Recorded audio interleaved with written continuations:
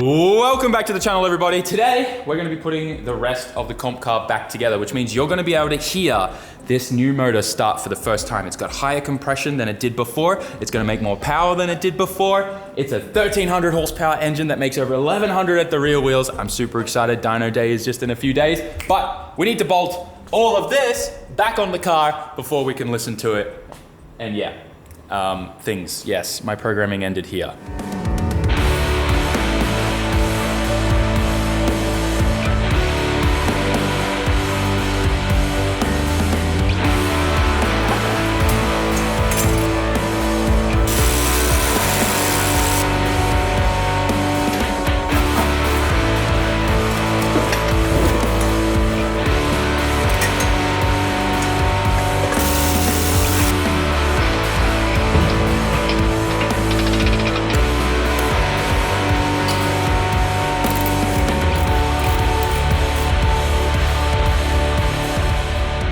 It's time to start putting oil in this thing. We're pretty much finished with everything else. Everything's buttoned up, everything's connected, everything's tightened.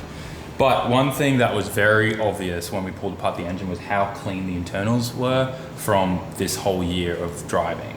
And I think it's because of this. The liquid moly oil additive, this stuff it's like a wear protection, like a friction proofing kind of thing.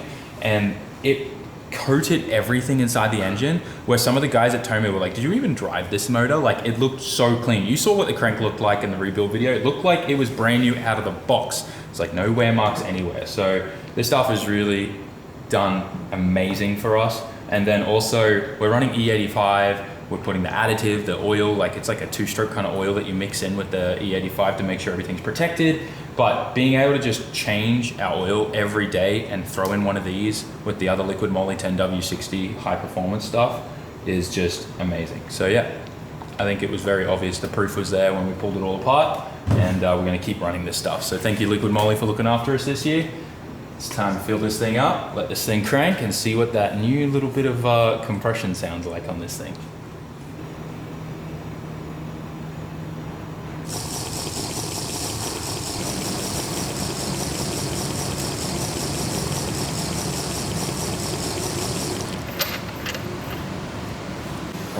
Okay. 大丈夫そう？大丈夫。Okay. Good.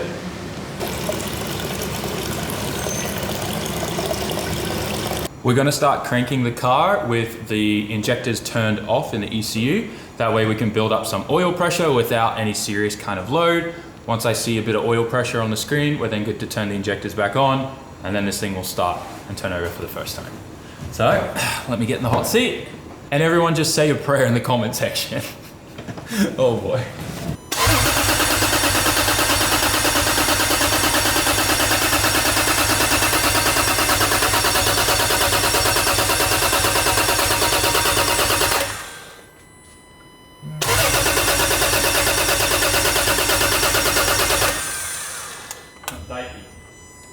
We're cranking it and it has 3 bar of oil pressure already. やばいね。We've already got 3 bar of oil pressure. Tomei's really good. They prime the oil pump every time with their special like pace stuff. They're like first engine start stuff. It's freaking awesome. All right, well, from here, we just turn it all on and go. Ready? はい。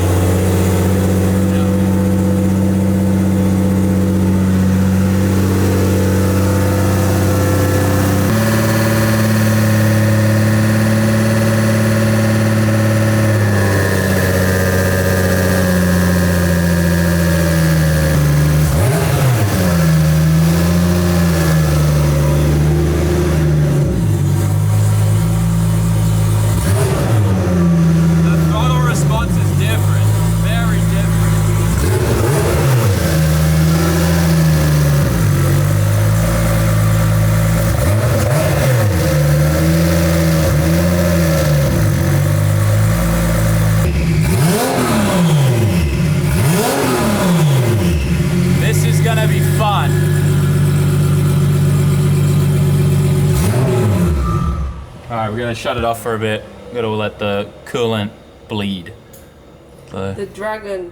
Yeah, no, this thing sounds rowdy as. It's so different than the other motor. I wonder why. Same cams, it's just a bump in compression, so it's a little higher comp, brand new valves. But I mean, the valves shouldn't matter because they're all machined and cut. So you're saying this should have happened? Maybe. I don't know. The motor just sounds way more like aggressive. It's super responsive. I can tell this thing's gonna want it. It's gonna be rough. When I say rough, it's gonna be rough on the tires.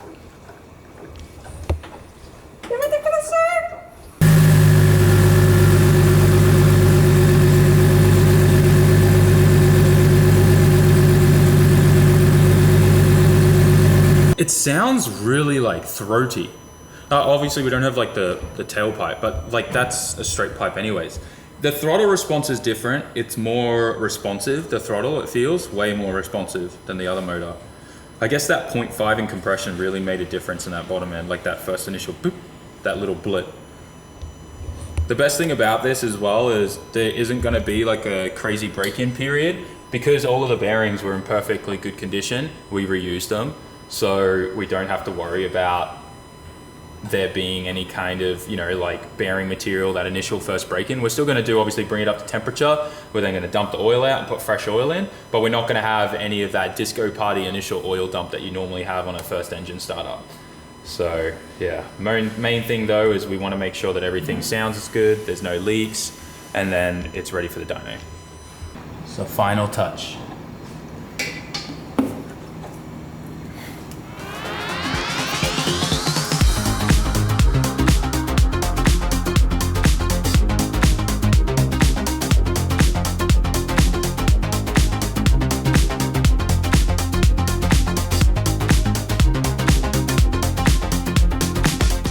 We are all packed up and ready to head to Okayama early in the morning.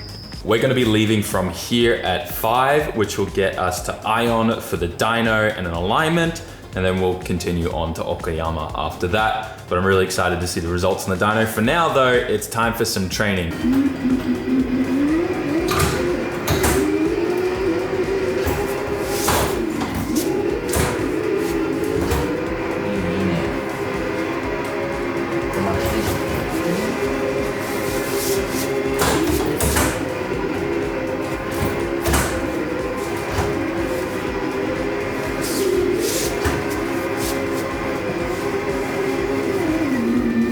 Nice.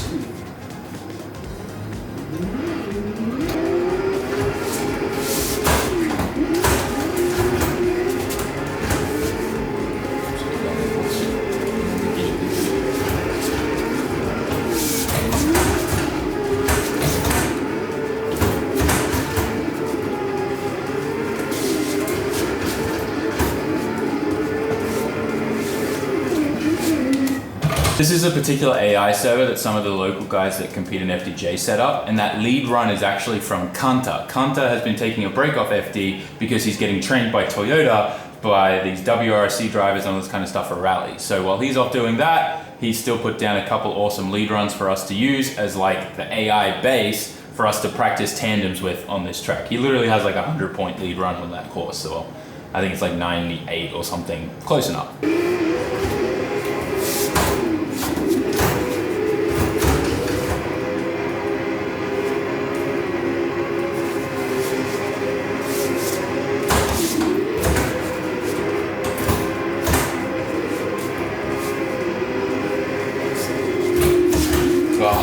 What the? Lagersteimer. He lagged off.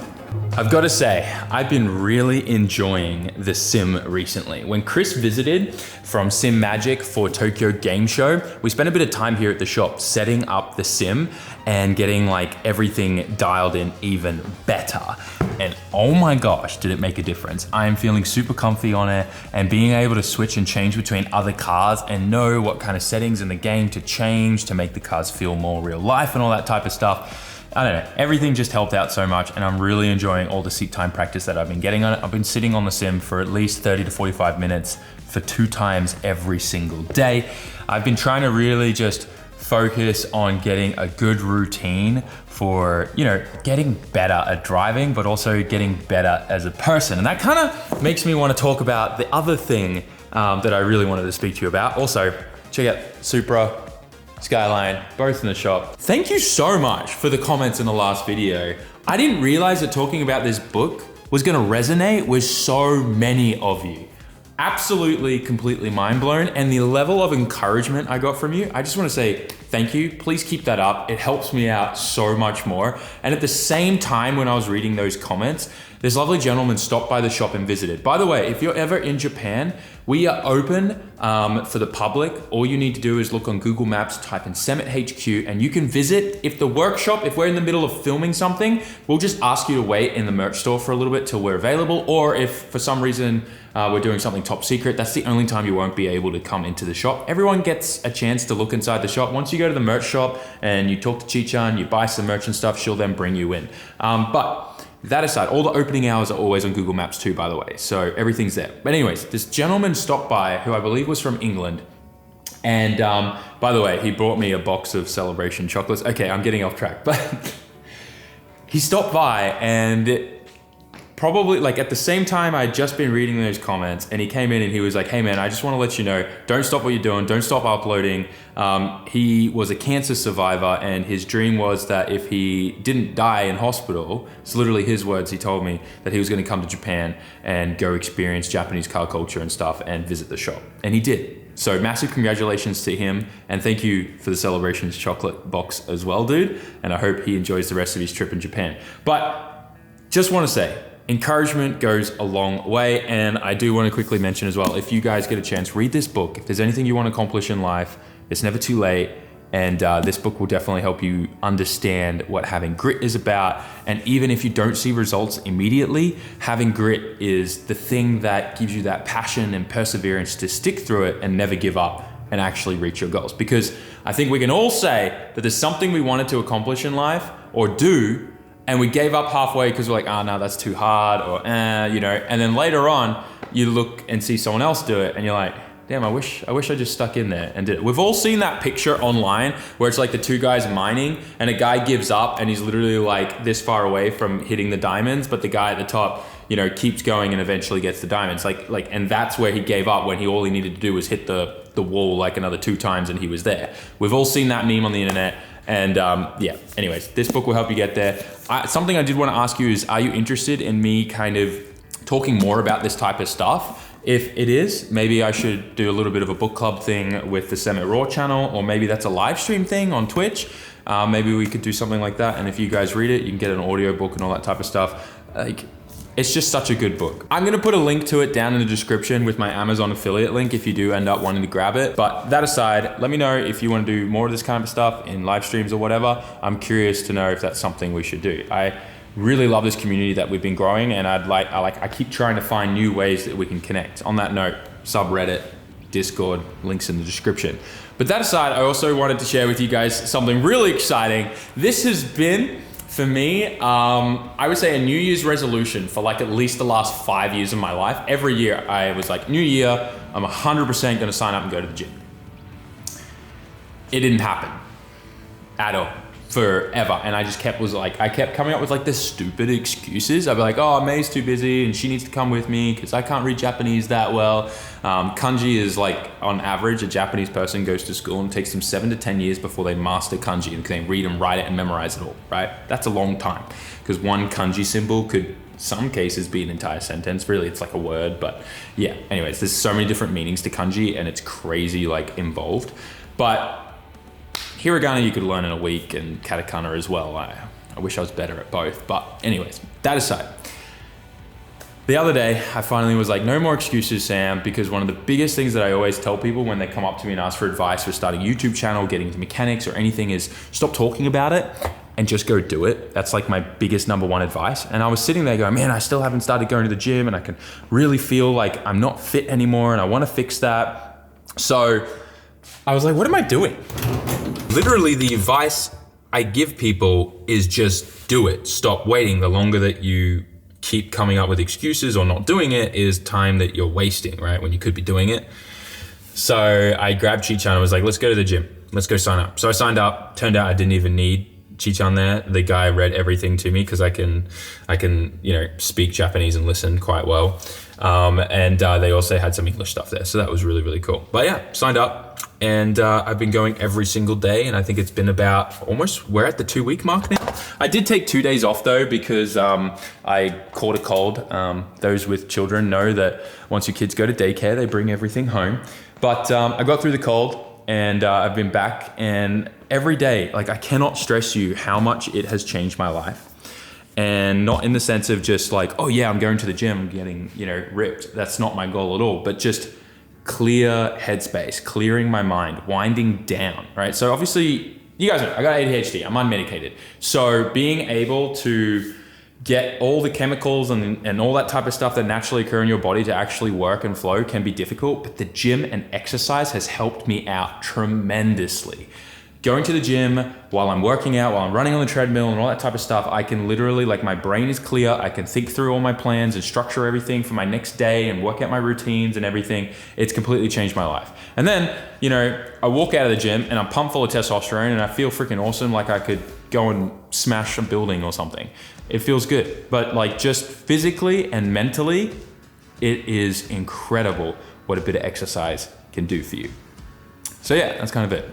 If you're curious in what I'm doing, I'm not focusing on getting buff, although I know a lot of people have been DMing me on Instagram saying they can't wait for Ripped SAMMIT, and I don't know if that's ever gonna happen, but my goal is to get athletics, so cardio, but also just work on like core strength and things like that. I'm obviously hoping I get some kind of tone, but my metabolism at 35 years old, by the way, is still so fast that I could eat, and I eat anything right now, but I've changed since going to the gym, more protein focused diet, less carbs, but I could eat anything and not gain any weight. It's actually ridiculous. My friends hate me for it, but it's a gift that genetically was passed down to me from my mum and my dad. They both, when they were young, had a hyper fast metabolism, so I break down everything really fast. Or there's something else wrong with me that I don't know about yet. Who knows? One day I'll find out. But yeah, anyways. So yeah, it's quite hard for me to gain muscle mass because of that. And yeah, we'll just see. I'm just gonna keep working at it. I alternate between, arms, legs, chest, and every single day I'm running on the treadmill. I start up with a warm up. I run at least 2 kilometers. And normally my pace is about 12 to 13 kilometers an hour. But in case you forgot, I'm tall and lanky. These long boys mean that I put the effort in of running like 5-6 kilometers an hour, and I'm actually moving at that speed, if that makes any sense. Is that even real? I don't know. But that's what it feels like. It feels like I'm not running that fast. And yeah, so I'll do that for my warm up, and then I'll go into just like, I started off slow, doing 3 sets. Sets, is that what it's called? 3 sets of 12 reps on, working on whether it's arms, chest, or legs. Today's gonna be leg day, so I'm gonna feel it tomorrow, but the day after I'll be good, which means I won't have jelly legs for driving on the weekend. And then I think there's actually an Anytime Fitness really close to our hotel, so I'm gonna try and still go during FD. But yeah, it's just, I can't stress to you how much it's helped me. I don't know if it's gonna help everyone, but going to the gym or just doing exercise, even if you just go out and run around the block, it helps me so much. And I hope it helps you guys. So yeah, that's my little progress thing there. And I've just really learned through going to the gym and everything this year that one of the main reasons why I threw myself in the deep end so deep with FDJ1 when I really should have stuck in J2, let's be honest, was because I wanted to learn as quickly as possible. And I knew it was gonna be hard, I knew it was gonna be tough. It was a really hard learning curve, and I feel like we're finally starting to figure it all out. But the main reason why I threw myself in the deep end so hard was because I thought I was running out of time. I thought my age was a problem. And I've kind of realized that that's not a problem, at least not yet, definitely not yet. But yeah, anyways, just go out there and do it. Who cares how old you are or young you are? Just do it, figure out a way, make it happen. And with that little pep talk, guys, thank you again for the comments on the last video. What the hell? You guys are awesome. Like, comment, share, subscribe. I ain't going anywhere. Next video, next upload, dyno day. We're gonna make it, we're gonna break it, that engine. We're gonna make it. I think it's gonna be extra spicy. Okayama's the biggest track, we need the most power. So I'll talk to Tanaka-san, we'll see. Thanks guys. I can do this. especially with you guys encouraging me and giving me support. Also, thank you so much for all the love on the FD support pack. I cannot wait to see all of you guys sending me pictures on Instagram, holding these up or hanging these up in your rooms or in your shops, or going to drift events when I'm at, like, you know, events in the US, like maybe Grid Life next year or LZ World Tour or something. This is seriously my favorite design we've ever done. Go to the website, sammit.net, place your order. Pre-orders close in less than 2 weeks now, so make sure you jump on that. It's a limited edition, pre-order only. We don't sell or remake this stuff. Thank you again. I'll see you in the next one, guys. Peace.